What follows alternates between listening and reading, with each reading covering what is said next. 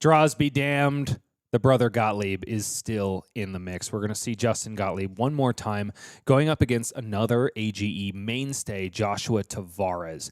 Before we get to that, however, we got to talk about how you get yourselves on into an AGE event of your own. We've got plenty on the docket here. My name is Bryce Platts. I'm back with Patrick Greasy, which can mean only one thing. It's that we are back at the AGE June Open for New England. What's on the horizon, however? 2 opens next month in July, both on the 13th, which is a Sunday. In New England, we'll be back at Great Stories Comics and Games in Whitensville, Massachusetts. In LA, we'll be at our home at Top Deck Keep in Riverside, California. And coming up just 1 month after that, on August 9th, we will be back yet again at Top Deck Keep in Riverside, California. And that is going to be just about rounding out the entire season for LA. New England is only 1 month behind, but we are ever approaching that final 8th Open of the year. Yeah, and it's gone by so fast. I guess time goes by when you're having fun. But it really does slip through the cracks. I was trying to avoid saying slip so that this wouldn't happen. It comes up on you. As Bryce mentioned, 2 opens left in LA. And is New England ending in August as well? No, New England is 1 month behind. Okay. So they'll end in September, Players Championship in October. Patrick, you have something on the line in LA, don't you? I do. I don't want to brag. I do want to brag. I'm currently in, I think, 2nd or 3rd place in LA. So looking pretty good so far for the and I wasn't joking when I said earlier that those AGE points are worth their weight in gold to me, because this will be my first time competing in the Players Championship if all else holds strong, and a lot of really good players that here we have locally in SoCal, and a lot of good players they have over there in New England from what I can tell so far. So I'm really excited for it, and I hope all of the players who qualify in New England feel the same way. Patrick, we appreciate you taking a minute away from killing opponents this way and that in the flesh and blood scene to get behind the mic and the desk with us here at the casting desk. Before we proceed down to the match area, let's go ahead and take a look at the player profile for Joshua Tavares, the challenger against the brother Gottlieb. Josh has been doing incredibly well at AGE. He's been playing since we started in February in New England. Season 3 is the first time we have gone to the Eastern Coast. He's got a 56% win percentage. He's got 2 top 8s to his name and 31 AGE points. One of those top 8s, I should mention, was at the first ever New England AGE Open, which was Hunted Draft. And I think interesting, too, about Joshua saying that losing 5 years of playing TCGs to COVID, when I think a lot of folks, typically COVID was their was their entryway back into a lot of games because there was nothing else to do at home. But I think that really underscores how I would imagine for Joshua how important it is, the in-person element of playing trading card games. Joshua is not the only person in the room, I'm sure, that has a gripe about the price of Five Guys burgers, because he says his deck costs about as much as one, and it required a loan to pay it off. Joshua, so happy to see you back at the feature match table. You can't see me, but nevertheless, I'm sending my love. I got to meet Joshua in Las Vegas at US Nats. It was the first time I'd come face-to-face to a lot of these players that I have seen over the airwaves, I should say, in New England, and he was an incredibly sweet guy. He and got to give a shout-out to Ricardo Rua from the Banana Testers, who is now one of Ka Chan's teammates. It's so cool to kind of like see all of these storylines and faces come together and finally put faces to names. Yeah, it's really, really cool to run into folks. Like I mentioned, I played against Justin Gottlieb, who we're going to see in a moment, over in Las Vegas too. And so if you're at a big event, Bryce is there, see Bryce, by all means yell Bryce and run across the hall to approach him as quickly as you can. You can do the same for Patrick now that his face is out there in the flesh and blood. We need just a couple more moments for our players to get ready in the feature match area. So let's go ahead and thank our sponsors once again. It's Grave Troll Games. That's the place where all of our players are physically sitting their butts right now and playing awesome games of flesh and blood. We can't thank Grave Troll Games and owner Katie Lamar enough for having us, because they have been wonderfully supportive of the mission of Arcane Games and Events, which is essentially to just evangelize flesh and blood and grow communities wherever we can, because we think that this is the #1 trading card game on the market. Do we have any intel on how that box break went? We do. Let me go ahead and take a look. Go ahead and fill some time for me, Patrick. So I'm really excited at the All right, stop. Okay. Katie pulled a Command and Conquer, a Rainbow Foil Forked Lightning, and a Cold Foil Talismanic Lens from that box of first edition Arcane Rising. So kudos to her and congratulations for that celebratory AGE box break. I should mention that we are also incredibly supportive of Katie's mission. Her Grave Troll Games is built on a foundation of a business model that leans very heavily into Flesh and Blood and Pokemon, leaving Magic the Gathering behind, which I'm sure was a painful prospect for Katie, as it has been for so many of us who have deserted our former first and foremost card game to pursue Flesh and Blood. But it's also just an incredibly ambitious business model in the texture of trading card games today. So we're very, very proud to support her in that, and we would love to hear a few words from her after the end of round 6 of Swiss and before our top 8 cut. So stay tuned for that. We're going to have a celebrational interview with Katie Lamar before we make our top 8 cut. For now, however, it is time to proceed back on down to the match floor and get some more Flesh and Blood action. That's right. In the left corner, Joshua Tavares, Cindra, Dracai of Retribution, who's going to be flinging kunai this way and that, and Justin Gottlieb, 3-0-1 on Florian Rotwood Harbinger. He's not dead yet, even though he's got a draw, ladies and gentlemen. He's going to see what he can do, green versus red, in this classic matchup. Yeah, each player fighting for their livelihood in this matchup. I'm curious to see how this one goes. I would imagine that Cindra has a bit of an edge into Florian. That being said, I'm not quite convinced as to that. And I would imagine a good amount of it maybe comes down to the way the Cindra is able to sequence her plays. I have to draw on my knowledge from the time when the boys in the AGE Pro team were testing Scepter Florian. They definitely didn't want to see Cindra. At the time, it wasn't that big of an issue, though, because Cindra was down so bad in general in the meta because Aurora was the premier aggro deck.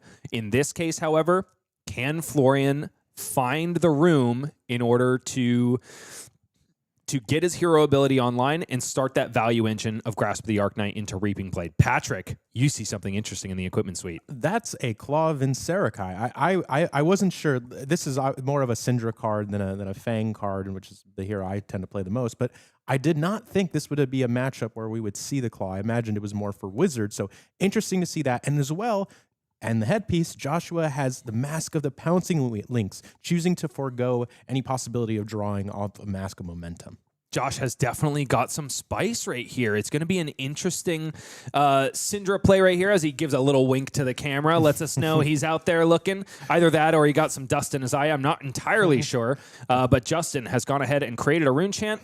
Looks like he might be passing priority in this case because he's found himself a Rootbound Carapace and probably some other defensive pieces. Yeah, it'll be interesting to see the way Josh utilizes this Claw of Vincerakai. Is he just going to give it every chance that he has at a rune chant, and then just assume he'll be able to buy it back, or will he be more surgical with the use? Rising Resentment for now is the lead off of this game. A rune chant created on Justin's turn, but no action besides. 3 go again right here. One of the many head jab-like cards that Joshua has at his disposal. Something interesting, though, probably not in the Noah Bagelman list, is that drop of Dragon Blood. Joshua going to try to generate a resource and also draw a card. Definitely going to be able to make it happen here because that card in hand is discounted by the number of Draconic Chain Links he controls. Definitely an interesting choice. Something I've seen come up in some Fang lists here and there. Not one I'm used to seeing in Cindra lists, so it'll be interesting to see how Josh is able to deploy it here. Right now, it's Burning Blade Dance, yet another head jab effect, but on hit, Joshua will be able to flick one of those daggers and confer an extra point of damage. That's kind of why Florian struggles a little bit into these Cindra decks. He's used to blocking out really efficient attacks, like those 0-for-4s that Aurora used to throw this way and that. But in the case of Cindra, she's essentially doing 1 true damage almost every single turn with those flick knives, inevitably kind of creating a clock on the opposing side of the board. Yeah, and this drop of Dragon Blood, it didn't occur to me, too, that the 1 resource generation that it's creating is just exactly what you need to be able to swing a dagger effectively for free. So buying back a card, replacing itself and letting you swing a dagger for free, I can definitely see the use case here in Cindra.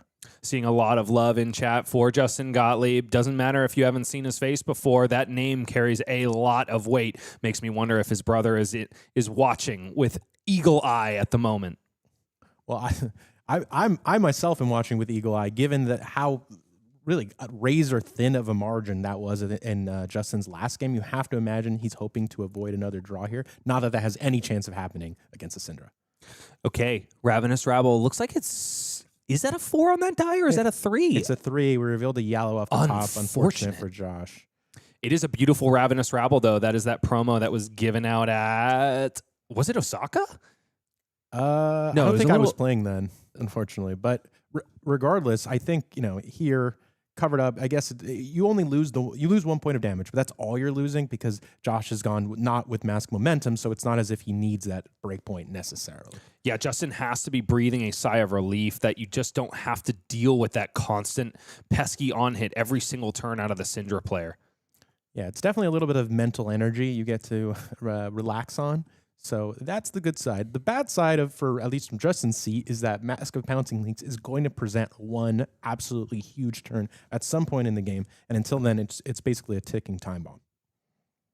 Tick, tick, ticking away. Justin says, send me the bill. Down to 35 he goes. Joshua has bought himself a life lead of 5. Justin with 2 cards in hand with which to work on his own turn. Joshua getting to not save anything for the arsenal, instead electing to send that dragon power. What do you think about that decision rather than saving it for a moment when you have a fealty token or a way to make it draconic? Yeah, it is interesting. I also believe I saw, and oh wow, Justin with a great answer to the recursive Claw of Dracai in Gravekeeping. This is a card that is very powerful against Cindra. I personally am a little afraid to play it because it has a 2 in the corner. But Justin using it very effectively here. Josh is going to have to pitch on Justin's turn in order to save his claw. And save it he does. Honestly, maybe a little bit fortunate that he revealed a yellow off of that Ravenous Rabble. Otherwise, Justin would have bought himself an entire turn of tempo because Joshua would have had to pitch 3 reds in order to get that claw back and save it for later. Or a blue. I mean, we don't really know the tapestry of Josh's list here, but I agree with you. Definitely happy to see a card that doesn't just pitch for 1. A good start for Joshua here, though. It's Oath of Loyalty. 4 go again. Can only play draconic cards until the end of this turn. Justin staring down with 4 cards in hand and none in the arsenal. Looks like it's a Truce, another blue, Channel the Millennium Tree, and a Cadaverous Tilling. Believe he does at this point have enough Earth cards in the bin to decompose, but it's by a pretty narrow margin if that's the case. Yeah, and you have to wonder here if Josh will choose, with just 1 card remaining, to choose to try to push some more damage off this turn, or just park the card in the arsenal for the more explosive 5-card Cindra hand that we're used to. For now, still 4 go again as Justin tanks on these blocks. Probably considering which of these 3 blocks to throw in the bin. Maybe we'll see Justin not blocking with the Millennium Tree for the first time. Maybe. Today. Honestly, it's not super tempting at the moment because you would need to hold on to both of those blues in order to really get any value off of it this turn. You would have to pitch a blue to play Channel the Millennium Tree, pitch a blue for Grasp of the Arknight and Reaping Blade, which means that, yeah, you're just taking all the damage, and maybe that is exactly what Justin wants to do at this juncture. Burning Blade Dance is the follow-up to that Oath of Loyalty. Is draconic, so it's a legal play. 3 go again, threatening a flick of one of those daggers. I wonder if Justin doesn't block this, if Josh commits to breaking the Mask of the Pouncing Links here, maybe figuring that Justin must have a really good hand that he's sort of eager to not commit to the combat chain and wanting to max punish. But I think Justin's block here will influence that.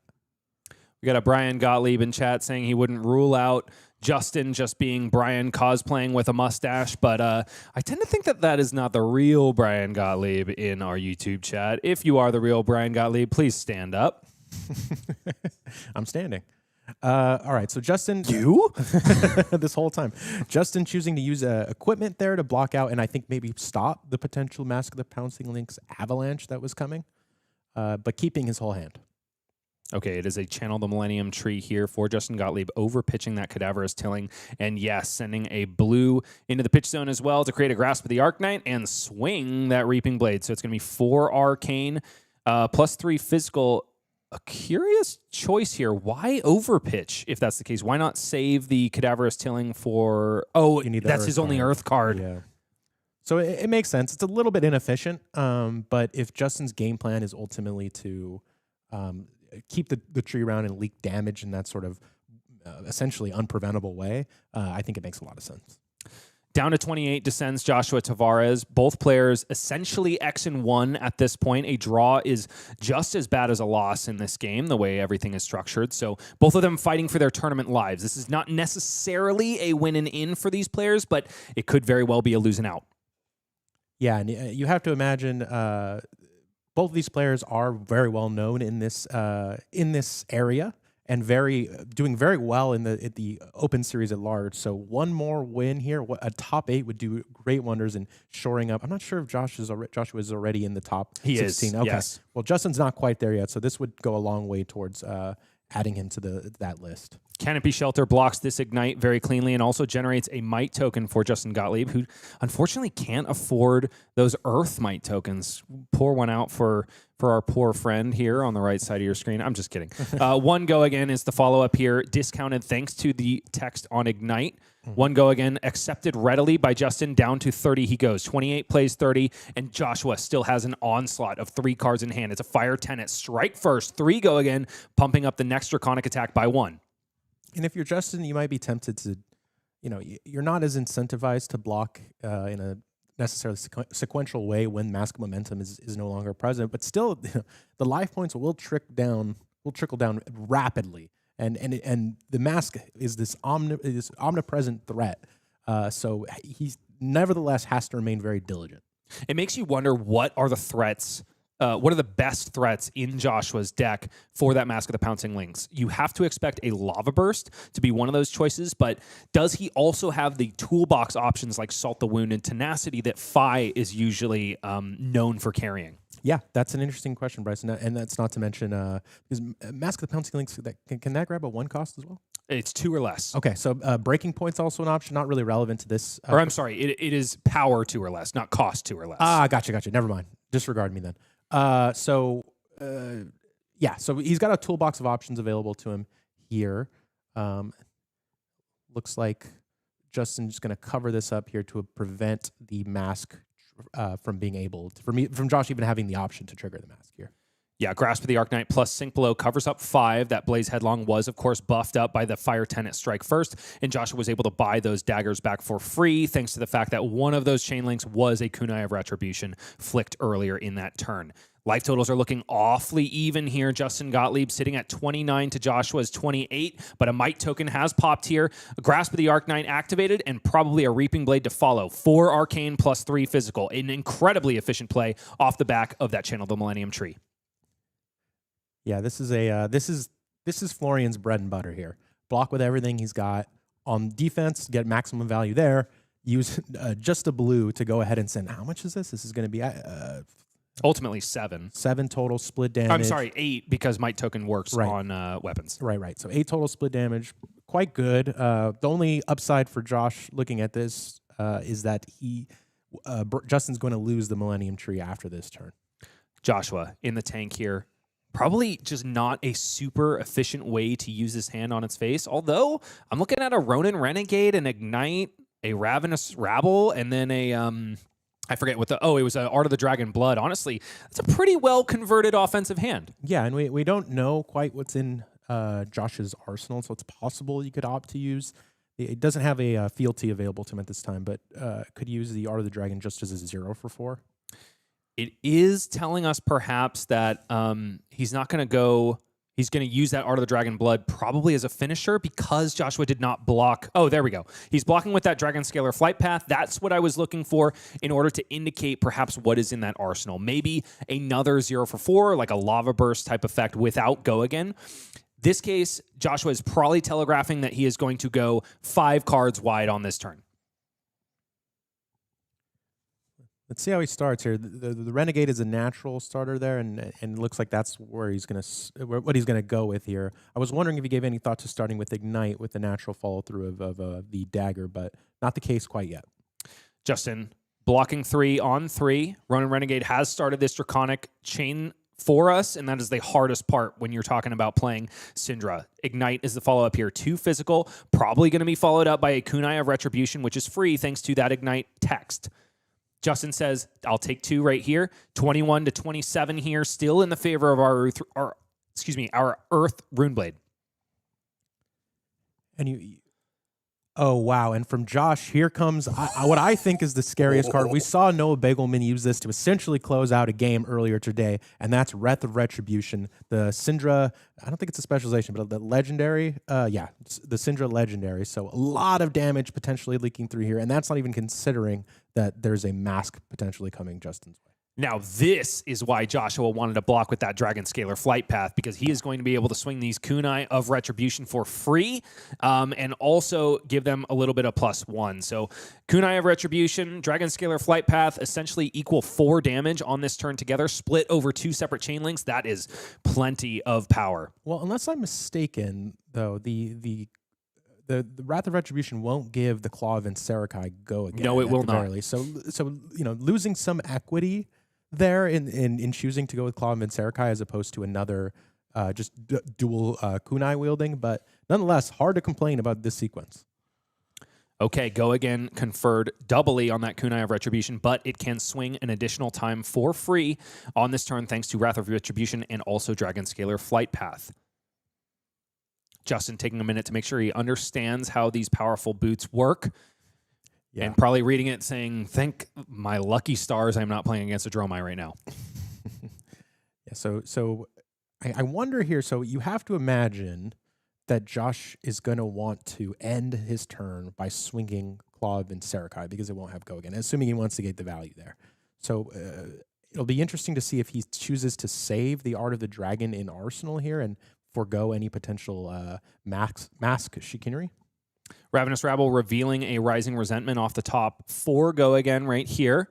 Justin has the perfect answer in Sink below. No Sink, it seems. 1 card remains in the hand. Defenses are semi-up right now. Joshua goes ahead and flicks that Kunai of Retribution here. There's still an Art of the Dragon Blood left to be played if he would like to, but you have to think that my co-caster is right and he'd like to cash in on the extra value afforded by Wrath of Retribution. First, activating Cindra here to get the Kunai back from the graveyard to go again, once again, and Claw of Encerakai is likely the follow-up here. We're going to need another table to hold how wide Josh's chain is here. This has been an explosive turn, and I think to the extent you're trying to eke out a victory from Cindra, this is exactly what you're trying to avoid. And yes, Claw of Encerakai, a very cheeky bit of tech against any hero that is able to utilize arcane damage. But in this case, honestly, kind of clunking this turn up just a hair. And interesting that Justin gave the face Purgatory there just for its block value, not hoping to get the extra lines of text on it. Maybe figuring that Cindra's unlikely to send an attack that'll really justify giving 2 cards from hand to anyway. It does make you wonder if Justin perhaps misunderstood the Mask of the Pouncing Lynx and was trying to avoid the on-hit. Unfortunately, Mask of the Pouncing Lynx requires an attack action card to hit rather than a weapon. So hopefully Justin is understanding all of these equipment pieces correctly. In either case, short up 2 damage, and that is pretty darn good for a headpiece. Yeah, and this game, I think, currently is razor thin, and whenever it's this close, I'm tempted to believe that Florian is going to be able to eke out just with the consistent value of being able to convert 1 blue into 4 offensive, one of which is essentially not unpreventable because Josh has the Claw of Encerakai, but annoying to deal with at the very least.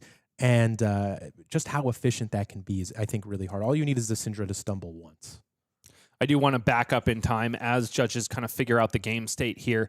In mention to Crony Moons on the previous turn, yes, there was an Ignite that discounted that Wrath of Retribution. Ordinarily, you would have to wait until Chainlink 4 for Wrath of Retribution to cost 0. In the case of Joshua Tavares, he had resolved an Ignite on Chainlink 2, thereby making Wrath of Retribution free. And I think Josh accidentally putting his Claw of Encerakai in the graveyard there. Maybe just used to having to dispose of his daggers after using them, but Claw of Encerakai does not have that text, at least. That's one, I think, of the positive things Claw has going for it. Fantastic spot by our judges, maintaining game state, even though this is a under-professional rules enforcement level of event. 17 plays 20 as we pass back to Joshua, who has got nothing but gas in the hand. It's Oath of Loyalty to lead it off. What a great way to start. 4 go again. Yeah, this is one of the cards to come out of the hunt that I think really create. I really enjoy cards that are powerful but create options for players to skill express, and I think this is certainly one of them, as that restriction is very real. Skill express in terms of putting all Draconic cards in your deck? Well, that and to make sure you've got the fealty around to be able to play around its restriction, and it impacts the way you block, and it's I don't know. I think a very elegantly designed card. I'm giving you a hard time, of course. You give me a hard time? Never.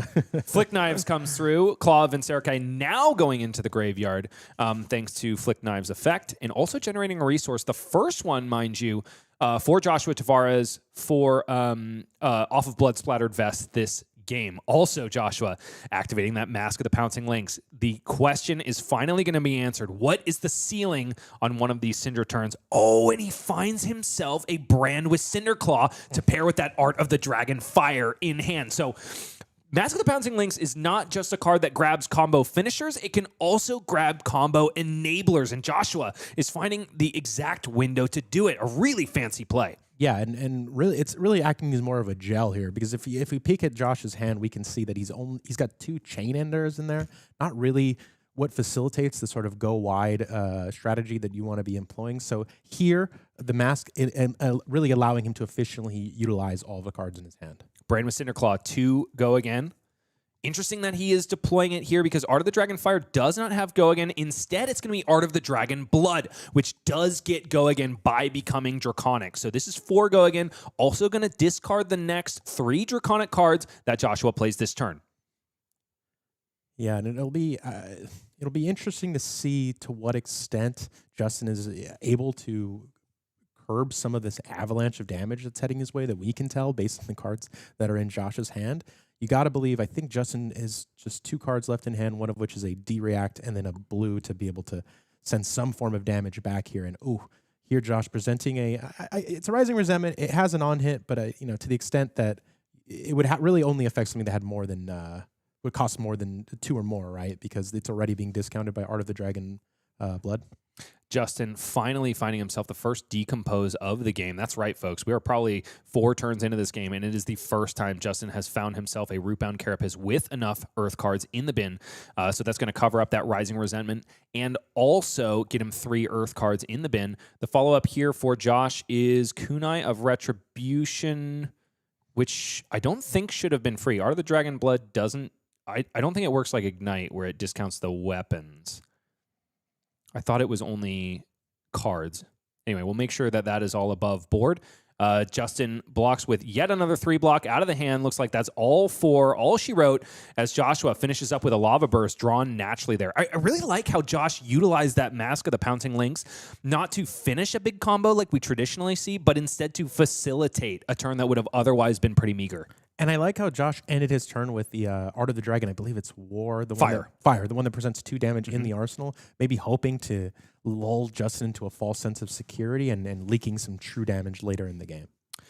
17 plays 12 as Justin is forced just to hang his head in shame, draw up 4 cards, and pass right on back to Cindra. Joshua showing exactly why this is a tough matchup for Florian. Definitely Cindra's to lose ultimately if she just can't find the offensive potential that she needs. But Joshua, however, coming out screaming again, Fire Tenant, strike first, 3 go again. Importantly, this is not a Draconic enabler. I don't see one thus far yet in Josh's hand. So this Art of the Dragon Blood that he's got, it looks like it's just going to have to be a run-of-the-mill 0 for 4. This is a rough hand for Joshua, especially considering he doesn't have his Kunai of Retribution. Usually, you can kind of buy your way out of these situations by pitching a red from hand, sending Kunai of Retribution, and using it as a pseudo starter. In this case, because he is equipped with the Claw of Vincerikai, he's unable to get out of this jam. He just doesn't have any Draconic starters in this case. Joshua now flicking that Claw of Vincerikai, gaining a resource off of that blood-soaked vest. What is he going to do to put this turn together? I think he's going to have to pitch to get his daggers back. I see no other way. Unless there's something I missed. But in either case, this is exactly what Justin needed to be able to crawl back some of the tempo that he lost last turn.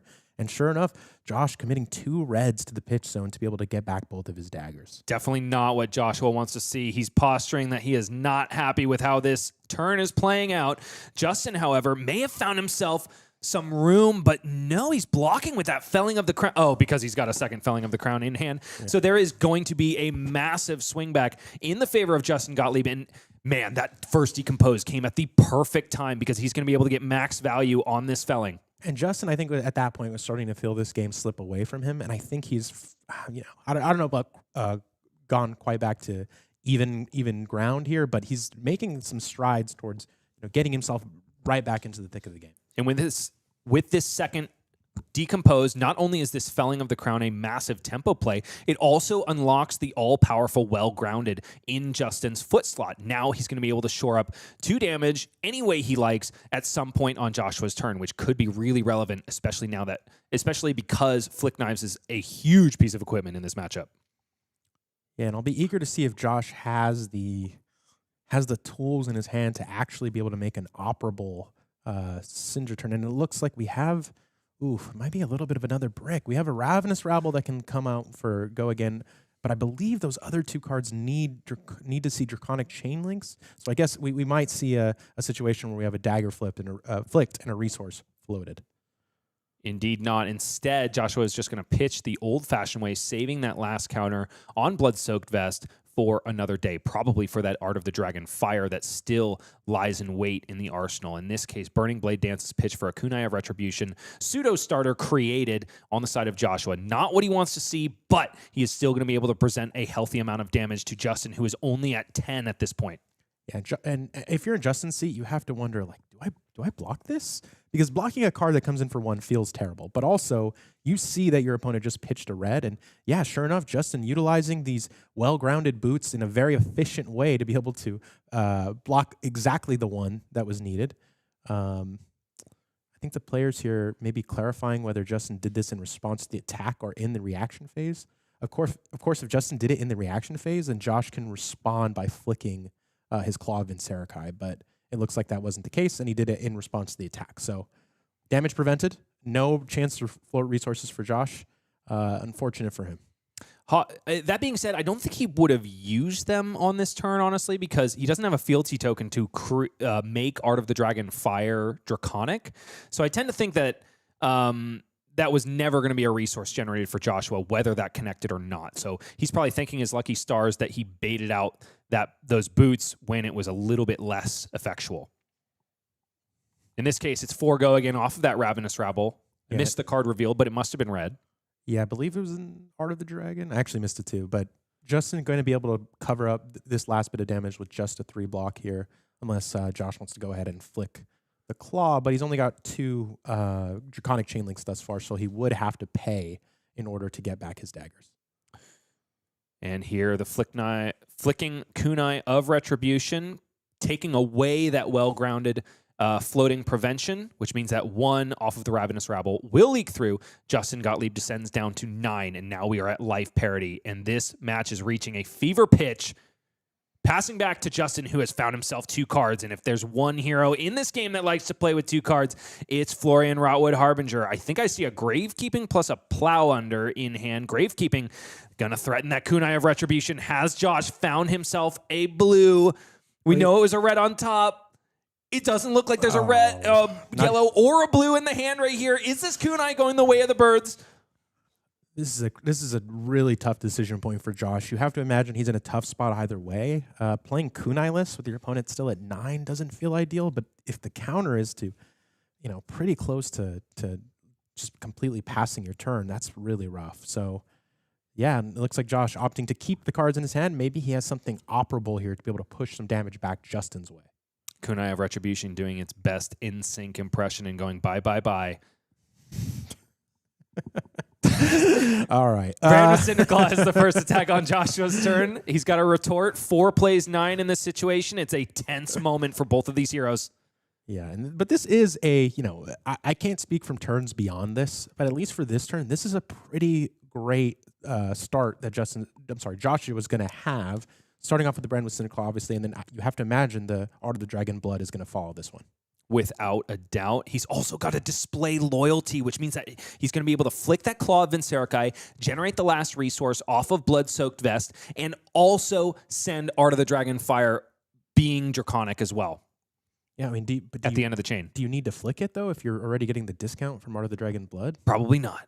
So, yeah, so he's got a lot he's going to flick it anyway. Yeah, well, it might as well. He's got a lot of options here. Yeah, so we'll see.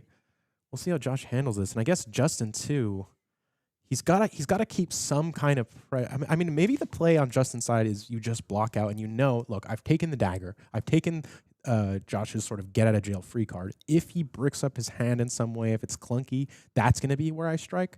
But sort of hard to put the ball completely in your opponent's court. It's all about what is the value proposition of Justin's hand on offense. It is a Channel the Millennium Tree and an Arcane Seed's Life, which is good, but it requires cards to hold on to. Honestly, Arcane Seed's Life at this point is not a bad one-card play, as long as Justin can hold on to enough life points.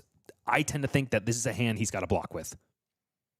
And sure enough, Josh following up with the Art of the Dragon Blood, just as we thought he may. Going to ask Justin the question again here, as each and every one of Justin's life points is critical.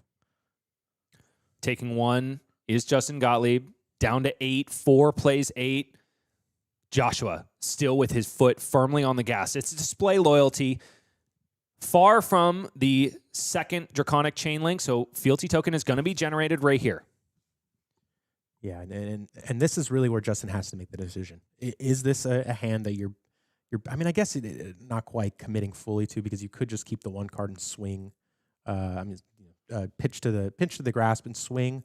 Or am I just committing this for its defensive value and hoping that we see a bricked up hand?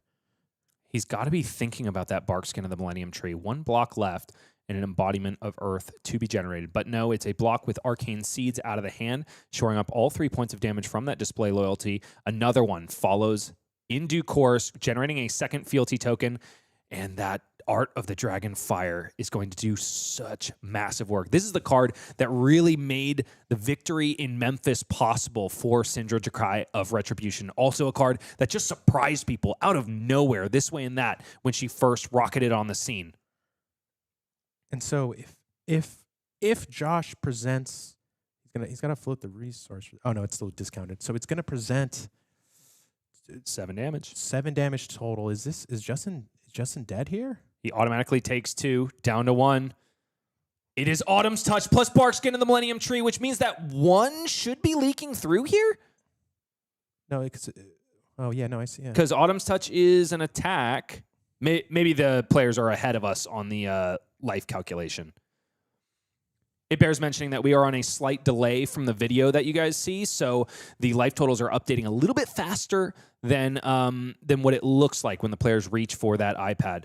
But it is back to Joshua, and if there's, I don't know if there's anything scarier than a Cindra with 4 cards in hand, a dagger equipped, and flick knives at the ready when you are at 1. Justin does have an instant speed ability to survive a flick. Well, we're in a little bit of a mini game here, and Josh wondering, do I flick at a time I wouldn't necessarily? And forcing out.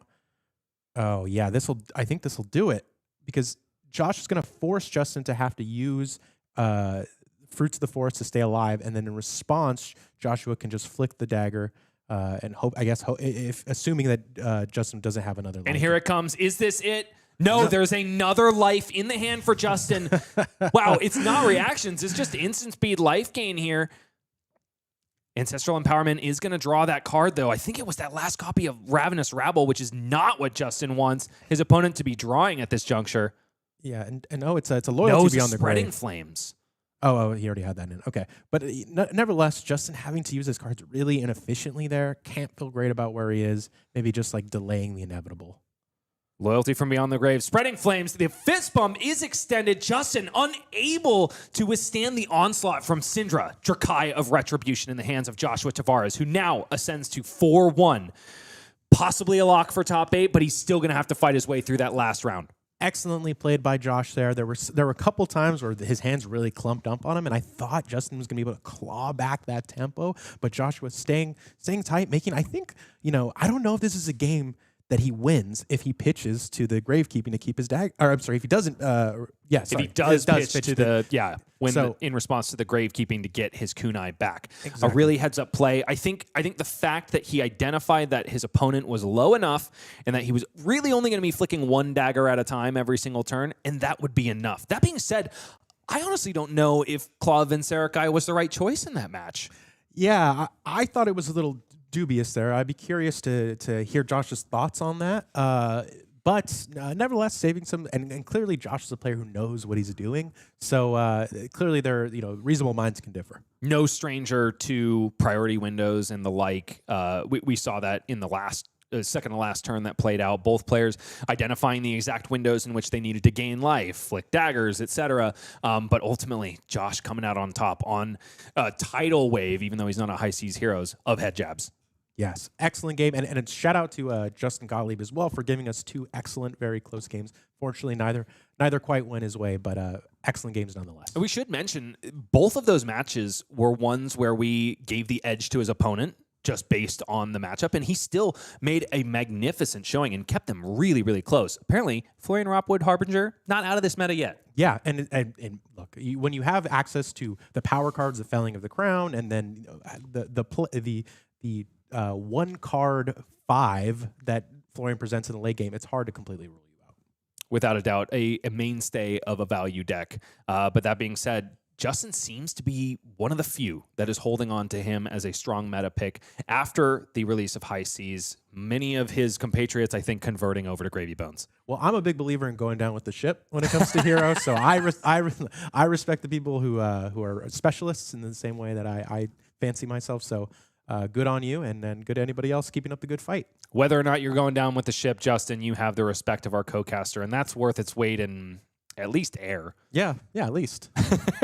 We will be back with an interview with Joshua Tavares after this, run by my co-caster, whose opinion is worth its weight in air at the very least. And we'll be back with, of course, more Flesh and Blood after this. And we're back. We're here with Joshua Tavares, who just took down Justin Gottlieb's Florian with his Cindra deck in an excellent game, really back and forth. Joshua, what are your immediate thoughts on that game? I need to practice more with the other dagger. One of my turns, or some of my turns, weren't as smooth as they could have been. So I definitely need a little bit more practice. But overall, as Florian fighting Cindra, I had a tough time before, maybe 55-45, favor Florian. But after the knife, I think that I should be winning the matchup most of the time. Yeah, so it's interesting. That really stuck out to me right away when you set out your equipment, is that you were presenting the Claw of Vincerakai. What animated the decision to bring that, and how has it felt? I basically copy pasted the deck list, but the actual real reason is like it saves me so much health during the game. It doesn't come with that much of a cost. Mm-hmm. Well, Some turns it made it awkward though, not having a draconic attack to start my turn with. I needed to choose wisely which knife to flick. yeah, and I think you also faced one of the costs when you had your Wrath of Retribution turn, maybe, or when you were unable to swing it once. But nonetheless, if you get paired into Florian again, next round, there's only one Florian, but if you got paired into another Florian, do you think you would present the Claw of Vincerakai again? Absolutely, free health is probably good. Okay, well, all right. Well, let's talk about why you brought Cindra to this tournament. It may be obvious to some, but what animated your hero selection? I brought Cindra because Florian is too nerfed, and I think Cindra has like a pretty straightforward game plan. I also think after spending money on a deck, I should play it when it's a good meta for it. Mm-hmm. So I think that I'll get some favorable matchups and get some nice wins. And when you're saying it's a good meta for Cindra, what heroes are you specifically hoping to get matched up into? Hopefully Florian, even though it was a tight game, Florian should be good. Possibly Gravy Bones. I haven't tested it to Vernus, but it shouldn't be so bad. Mm-hmm. The Claw of Vincerakai should help out as well. Yeah, and I know you mentioned that the deck list was a little bit copy-pasted, but I also noticed that you're a little bit different than Cindra's I'm seeing in that you're playing Mask of the Pouncing Links in lieu of Mask of Momentum. What made you want to make that choice? The Earth Heroes have the ability to block my Mask of Momentum out some of the time. So I'd rather just have the consistency piece of the Mask of the Pouncing Links to search either Ignite to discount a card, or as you saw in my game, I searched the yellow brand with Cinderclaw to make my Oath Draconic and smooth out my turn. And Joshua, in that game that you just had with Justin, there were two key points, at least in my opinion, really key points, is when he presented gravekeeping into threatening to steal your dagger on two separate occasions. In the first one, you had the yellow for it. The second one, you didn't, and you just let it go. Walk me through what your mind was going through in each of those instances. On the first one, I was like, oh man, I'm a fool. I flicked the wrong knife and now I'm going to lose it. Then I was like, all right, my hero power is an instant. I should use it. Then I used it. Then on the second one, I looked at the life and then I looked at my hand and I think I was able to close out the game that turn. So it was okay. Maybe if not that turn, the following turn. So it was enough damage. Yeah, and another key point in the match, at least from my perspective, was it seemed like you were firmly in the lead around halfway through the game, and then you had a turn where you didn't have an enabler, and I think you had to pitch 2 reds just to get your dagger back to continue the turn.